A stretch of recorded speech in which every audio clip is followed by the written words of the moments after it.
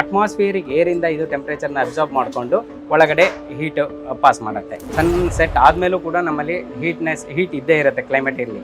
So ಆ ಹೀಟನ್ನು absorb ಮಾಡಿಕೊಂಡು ಅದನ್ನು ರೆಫ್ರಿಜರೆಂಟ್ ಮೂಲಕ ಒಳಗಡೆ ಪಾಸ್ ಮಾಡಿ ಒಳಗಡೆ ಚೇಂಬರ್ಗೆ ಆ ಹೀಟನ್ನು ಪಾಸ್ ಮಾಡುತ್ತೆ. ಯಾವುದೇ ಬೆಳೆಯನ್ನು ಬೆಳೆಯುವಂಥ ರೈತರೇ ಆಗಲಿ, ಎಲ್ಲ ರೈತರಿಗೂ ಯಾವುದಕ್ಕೆ ಡಿಹ್ಯೂಮಿಡಿಫಿಕೇಶನ್ ಅಥವಾ ಅದನ್ನು ಒಣಗಿಸುವ ಪ್ರಕ್ರಿಯೆ ಬೇಕೋ ಅವರೆಲ್ಲರಿಗೂ ಕೂಡ ಇದು ಉಪಯೋಗ. 300 kg ಪರ್ ಬ್ಯಾಚ್, ಒಂದು ಬ್ಯಾಚಿಗೆ 300 kg ಒಟ್ಟಿಗೆ ಒಣಗಿಸೋ ಅಂಥದ್ರಿಂದ ಹಿಡಿದು 4 ಟನ್ವರೆಗೂ ಕೂಡ ಒಣಗಿಸೋಂಥ ಫೆಸಿಲಿಟಿ ಇದೆ. ಇದು ಯಾವ ರೀಜನಲ್ ಸ್ಪೆಸಿಫಿಕ್ ಇಲ್ಲವೇ ಇಲ್ಲ, ಸೀಸನಲ್ ಸ್ಪೆಸಿಫಿಕ್ ಇಲ್ಲವೇ ಇಲ್ಲ.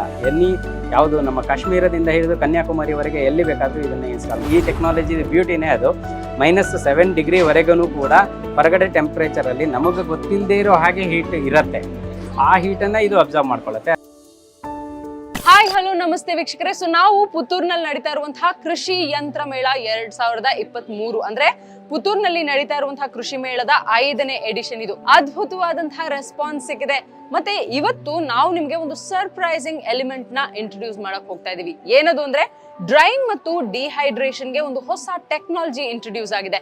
ಯಾವುದೇ ಒಬ್ಬ ರೈತ ಅಥವಾ ಯಾವುದೇ ಒಬ್ಬ ಫುಡ್ ಇಂಡಸ್ಟ್ರಿಯಲ್ಲಿ ಕೆಲಸ ಮಾಡ್ತಿರುವಂತಹ ಇಲ್ಲ ಫುಡ್ ಇಂಡಸ್ಟ್ರಿಯ ಅಂದ್ರೆ ಒಂದು ಪ್ರಾಡಕ್ಟ್ ಮಾಡ್ತಿರ್ಬೋದು, ಅವರಿಗೆ ಈ ಡ್ರೈಯಿಂಗ್ ಮತ್ತು ಡಿಹೈಡ್ರೇಷನ್ ಅಗತ್ಯ ಇರುತ್ತಲ್ವಾ, ಅವರಿಗೆ ಈ ಮಷಿನರಿ ಅದ್ಭುತವಾದಂತಹ ಕೆಲಸ ನಿರ್ವಹಿಸುತ್ತೆ ಅಂತಾನೆ ಹೇಳ್ಬೋದು. ಇನ್ಯಾಕ್ ತಡ, ಆ ಮಷಿನರಿ ಯಾವುದು, ಯಾವ ರೀತಿ ಇದು ಕೆಲಸ ಮಾಡುತ್ತೆ, ಯಾವ ರೀತಿ ಇದು ಪವರ್ ಕನ್ಸಂಪ್ಷನ್ ಕಮ್ಮಿ ಮಾಡುತ್ತೆ ಅನ್ನೋದನ್ನ ನೋಡೋಣ ಬನ್ನಿ. Welcome to freedom farming Kannada YouTube channel. ನಾನು ಪವಿತ್ರ ಜೈನ್.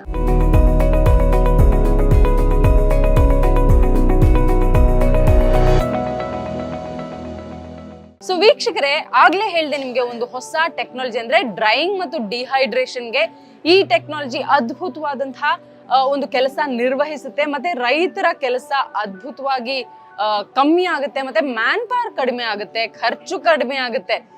ಹೇಗೆ ಅನ್ನೋದನ್ನ ಶ್ರೀರಾಮ್ ಭಟ್ ಅವರ ಹತ್ರನೇ ಮಾತಾಡಿ ತಿಳ್ಕೊಳ್ಳೋಣ. ಸರ್ ನಮಸ್ತೆ.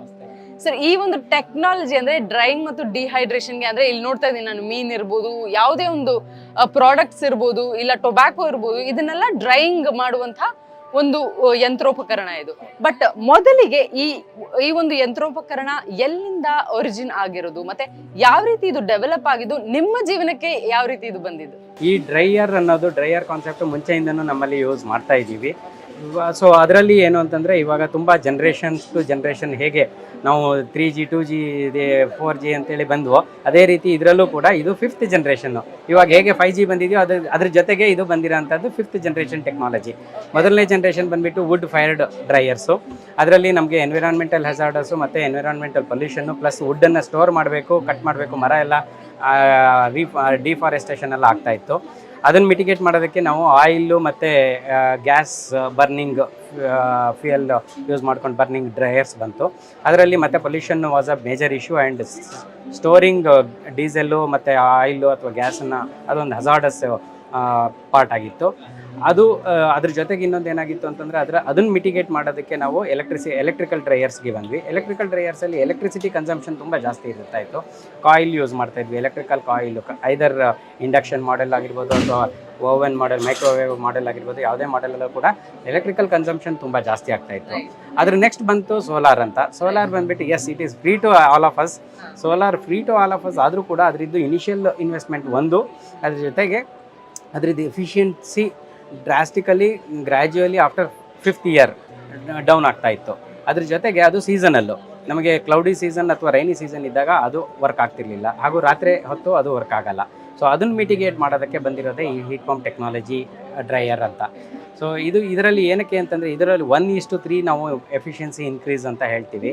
ಹೇಗೆ ಅಂತೇಳಂದರೆ, ಮೊದಲನೇದು ಅಟ್ಮಾಸ್ಫಿಯರಿಕ್ ಏರಿಂದ ಇದು ಟೆಂಪ್ರೇಚರ್ನ ಅಬ್ಸಾರ್ಬ್ ಮಾಡಿಕೊಂಡು ಒಳಗಡೆ ಹೀಟ್ ಪಾಸ್ ಮಾಡುತ್ತೆ. So how is it gonna work ಅಂದ್ರೆ ಅಟ್ಮಾಸ್ಫಿಯರಿಕ್ ಈ ಟೆಂಪರೇಚರ್ ನ ಬಳಸ್ಕೊಂಡು ಇದು ಅಂದ್ರೆ ಜಸ್ಟ್ ಲೈಕ್ ಸೋಲಾರ್ ಎನರ್ಜಿ? ಹೌದು, something like I can say it as a next generation solar. Next generation solar ಅಂತಂದ್ರೆ ಅಟ್ಮಾಸ್ಫಿಯರ್ ಅಲ್ಲಿ ಇರುವಂತಹ ಟೆಂಪರೇಚರ್ನ ಇದು ಇವೊಂದು ಸನ್ ಸೆಟ್ ಆದ್ಮೇಲೂ ಕೂಡ ನಮ್ಮಲ್ಲಿ ಹೀಟ್ ಇದ್ದೇ ಇರುತ್ತೆ ಕ್ಲೈಮೇಟ್ ಇರಲಿ.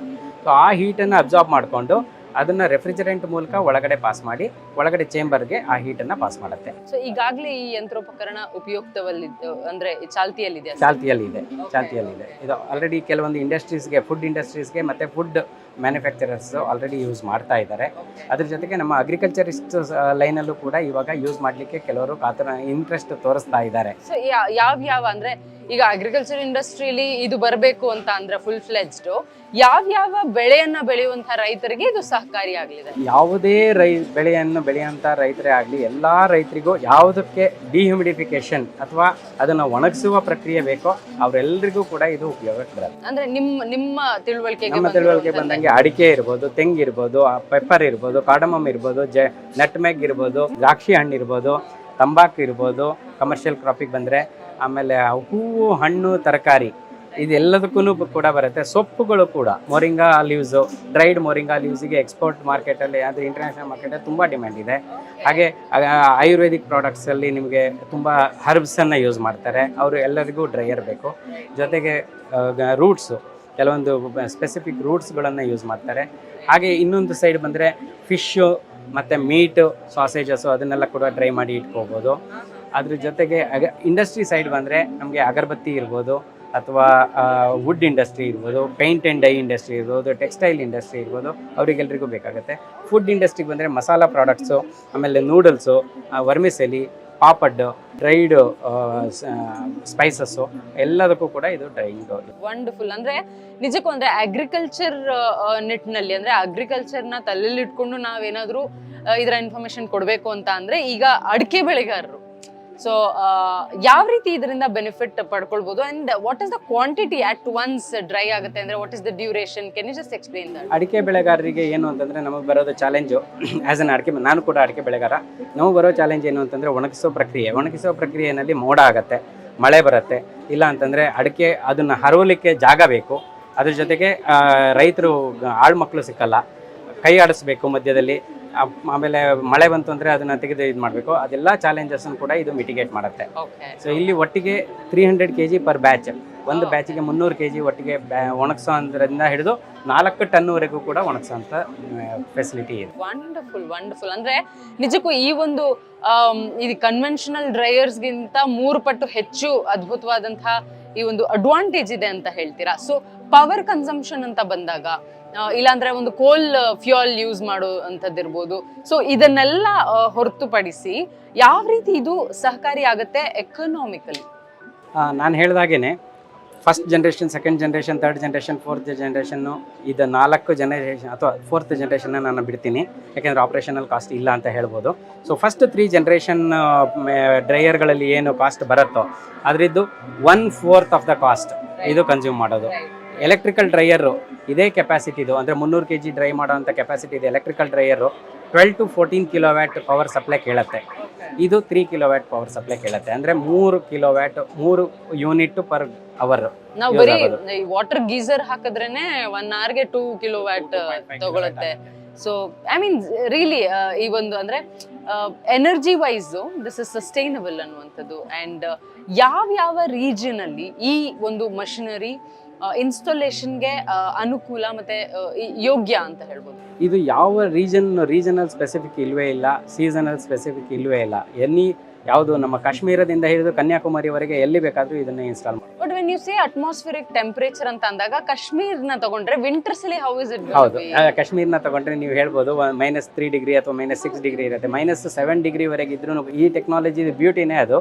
-7 ಡಿಗ್ರಿ ವರೆಗೂ ಕೂಡ ಹೊರಗಡೆ ಟೆಂಪರೇಚರ್ ಅಲ್ಲಿ ನಮಗೆ ಗೊತ್ತಿಲ್ಲದೆ ಇರೋ ಹಾಗೆ ಹೀಟ್ ಇರುತ್ತೆ.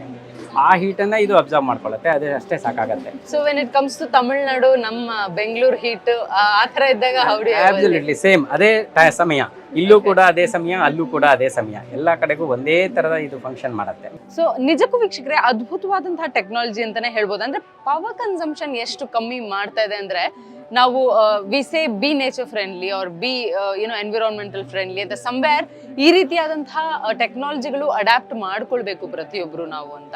ಅಂಡ್ ನಿಮ್ಮ ಅನಿಸಿಕೆ ಇದರ ಬಗ್ಗೆ, ಅಂದ್ರೆ ಇದರ ಅಡ್ಯಾಪ್ಷನ್ ಎಷ್ಟರ ಮಟ್ಟಿಗಿದೆ ನಮ್ಮ ಭಾರತದಲ್ಲಿ ಮತ್ತೆ ಎಷ್ಟರ ಮಟ್ಟಿಗೆ ಬೆಳಿಬೇಕು ಅಂತ?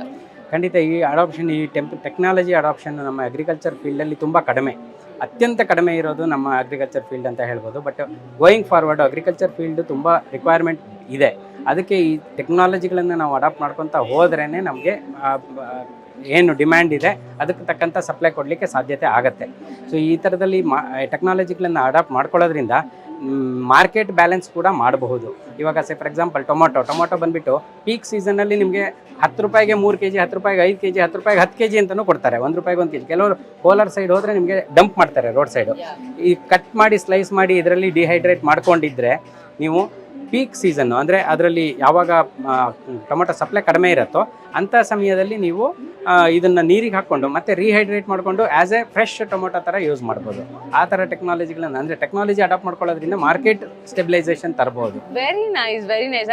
ಅಂಡ್ ಇದು ಯಾವುದೇ ರೀತಿ ಅಂದರೆ ಈ ಒಂದು ಏನು ಅಟ್ಮಾಸ್ಫಿಯರಿಕ್ ಹೀಟ್ನ ತಗೊಂಡು ನಂತರ ಅದನ್ನು ಡ್ರೈ ಮಾಡುತ್ತೆ ಅಂತ ಅಂದಾಗ is there anything difference when it is sun dried or dehydrate?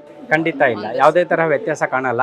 ನಮಗೆ ಕಾಣೋದು ಏನು ಅಂತಂದರೆ ಇನ್ಫ್ಯಾಕ್ಟ್ ಬೆಟರ್ಮೆಂಟ್ ಅಂತಲೇ ಹೇಳ್ಬೋದು. ಯಾಕೆಂದರೆ ಇದು ಸನ್ ಡ್ರೈಡಲ್ಲಿ ನಿಮಗೆ ಡಸ್ಟ್ ಕೂತಿರುತ್ತೆ, ಆಮೇಲೆ because of the sun light colour decolour ಆಗೋವಂಥ ಚಾನ್ಸಸ್ ಇರುತ್ತೆ. ಇದರಲ್ಲಿ ವಿತೌಟ್ ಸನ್ಲೈಟ್ ಇರೋದ್ರಿಂದ ಕಲರು, ಆಮೇಲೆ texture, taste, volatile component. Best part is ಇದರಲ್ಲಿ ಕ್ಲೋಸ್ ಲೂಪ್ ಆಗಿರೋದ್ರಿಂದ ನಿಮಗೆ ವೋಲಟೈಲ್ ಕಾಂಪೊನೆಂಟ್ ಅಂದರೆ ಆಯಿಲ್ ಕಂಟೆಂಟು ಅಥವಾ ಅರೋಮಾ ಕಂಟೆಂಟ್ ಏನಿರುತ್ತೆ ಅದು ಹಾಗೆ ರಿಟೈನ್ ಆಗಿರುತ್ತೆ. ವಂಡರ್ಫುಲ್. ಆ್ಯಂಡ್ ಈ ಟೆಕ್ನಾಲಜಿ ಬಗ್ಗೆ ವೀಕ್ಷಕರೇ ಪ್ರತಿಯೊಬ್ಬರು ತಿಳ್ಕೊಳ್ಬೇಕು. ನೀವು ಫುಡ್ ಇಂಡಸ್ಟ್ರಿಯಲ್ಲೇ ಆಗಲಿ ಅಥವಾ ಅಗ್ರಿಕಲ್ಚರ್ ಇಂಡಸ್ಟ್ರಿಯಲ್ಲೇ ಆಗಲಿ ಅಥವಾ ನೀವು ಎನಿ ಕಾಮನ್ ಮ್ಯಾನ್ ಆಗಿದ್ರು ಈ ಟೆಕ್ನಾಲಜಿ ತಿಳ್ಕೊಂಡ್ರೆ ನಿಜಕ್ಕೂ ಈ ಒಂದು ಐಡಿಯಾನ ಎಲ್ಲೆಲ್ಲಿ ಇಂಪ್ಲಿಮೆಂಟ್ ಮಾಡ್ಬೋದು ಅಂತ ನೀವು ಕಂಡಿಡ್ಕೊಳ್ಬಹುದು. ನಿಜಕ್ಕೂ ಅಂದ್ರೆ ಈ ಒಂದು ಎಕ್ಸ್ಪ್ಲನೇಷನ್ ಅನ್ನ ಸರ್ ಕೊಡ್ತಾರೆ, ಬಟ್ ಮುಂದಿನ ಸಂಚಿಕೆಯಲ್ಲಿ ಅಂತ ಹೇಳಕ್ ಇಷ್ಟಪಡ್ತೀನಿ. So until then you have to wait. Also ಈ ಒಂದು ಟೆಕ್ನಾಲಜಿ ಯಾವ ರೀತಿ ಬೆಳಕಿಗೆ ಬಂದಿದೆ, ಯಾವ ರೀತಿ ಇದು ಅಳವಡಿಸ್ಕೊಳ್ಳಲಾಗಿದೆ, ಯಾವ ರೀತಿ ಇದು ಬೆನಿಫಿಟ್ ಕೊಡ್ತಾ ಇದೆ ರೈತರಿಗೆ, ಇದೆಲ್ಲವನ್ನ ಮಾತಾಡೋಣ ಮುಂದಿನ ಸಂಚಿಕೆಯಲ್ಲಿ. ಅಲ್ಲಿವರೆಗೂ ನೀವು ಮಾಡಬೇಕಾಗಿರೋದಿಷ್ಟೇ, ಫ್ರೀಡಮ್ ಆ್ಯಪ್ ಅನ್ನ ಡೌನ್ಲೋಡ್ ಮಾಡಿ. ಅದರಲ್ಲಿ ಬಿಸ್ನೆಸ್, ಫಾರ್ಮಿಂಗ್ ಮತ್ತು ಪರ್ಸನಲ್ ಫೈನಾನ್ಸ್ ರಿಲೇಟೆಡ್ ಕೋರ್ಸ್ಗಳಿವೆ. ಅದು ನಿಮ್ಮ ಜೀವನದ ದಿಕ್ಕನ್ನ ಬದಲಾಯಿಸುತ್ತೆ. ಏರ್ ಕಂಡೀಷನರ್ ಯಾವ ಥರ ವರ್ಕ್ ಆಗುತ್ತೆ ಅದರದ್ದು ರಿವರ್ಸ್. ಹೊರಗಡೆಯಿಂದ ಹೀಟನ್ನು ಅಬ್ಸಾರ್ಬ್ ಮಾಡಿಕೊಂಡು ಆ ಹೀಟನ್ನು ಒಳಗಡೆ ಟ್ರಾನ್ಸ್ಫರ್ ಮಾಡುವಂತಹ ಎಕ್ವಿಪ್ಮೆಂಟು ಇದ್ರ ಒಳಗಡೆ ಇದೆ. ಪವರ್ ಕನ್ಸಂಪ್ಷನ್, ಪವರ್ ಯೂಸೇಜ್ ಪ್ಲಾಟಲ್ಲಿ ಏನೂ ಚೇಂಜಸ್ ಇರಲ್ಲ. ಈ ಒಳಗಡೆ ಡಿಸೈನ್ ಮಾತ್ರ ಅವ್ರಿಗೆ ತಕ್ಕಂತೆ ಚೇಂಜ್ ಮಾಡ್ಕೊಡ್ತಿದ್ವು. ಆಲ್ಟ್ರೇಷನ್ಸು ಈಸಿ, ಏನು ಜಾಸ್ತಿ ಖರ್ಚು ಕೂಡ ಬರಲ್ಲ. ಬರೀ ಈ ಥರ ಟ್ರೇ ಸಿಸ್ಟಮಲ್ಲೇ ನಾವು ಹೇಳಬೇಕು ಅಂತಂದರೆ ಆಲ್ಮೋಸ್ಟ್ ಒಂದು 18 ರಿಂದ 20 ಪ್ರಾಡಕ್ಟ್ಸನ್ನು ಒಣಗಿಸ್ಬೋದು. ಆಲ್ಮೋಸ್ಟ್ 80 to 85% ಹಳೆ ಟೆಕ್ಸ್ಚರು, ಟೇಸ್ಟು, ಫೀಲು ಎಲ್ಲದನ್ನು ಕೂಡ ಬರುತ್ತೆ. ಕೋಲ್ಡ್ ಸ್ಟೋರೇಜಲ್ಲಿ ಇಟ್ಟಿರೋ ಪ್ರಾಡಕ್ಟ್ಸು ಆಚೆ ಬಂದ ಮೇಲೆ ಅದರದ್ದು ಶೆಲ್ಫ್ ಲೈಫು ಸ್ವಲ್ಪ ಕಡಿಮೆ ಆಗ್ತಾ ಇದೆ. ಇದರಲ್ಲಿ ಶೆಲ್ಫ್ ಲೈಫು ಜಾಸ್ತಿ ಆಗುತ್ತೆ ವಿನಃ ಕಡಿಮೆ ಆಗಲ್ಲ. 15 ರಿಂದ 20 ವರ್ಷ ನೀವು ಇದರದ್ದು ಸರ್ವಿಸ್ ಆಗಲಿ ಅಥವಾ ಯಾವುದೇ ಪಾರ್ಟ್ಸ್ ರಿಪೇರ್ಸ್ ಬಗ್ಗೆ ಆಗಲಿ ತಲೆ ಕೆಡಿಸ್ಕೊಳ್ಳೋದು ಏನೂ ಬೇಕಾಗಲ್ಲ.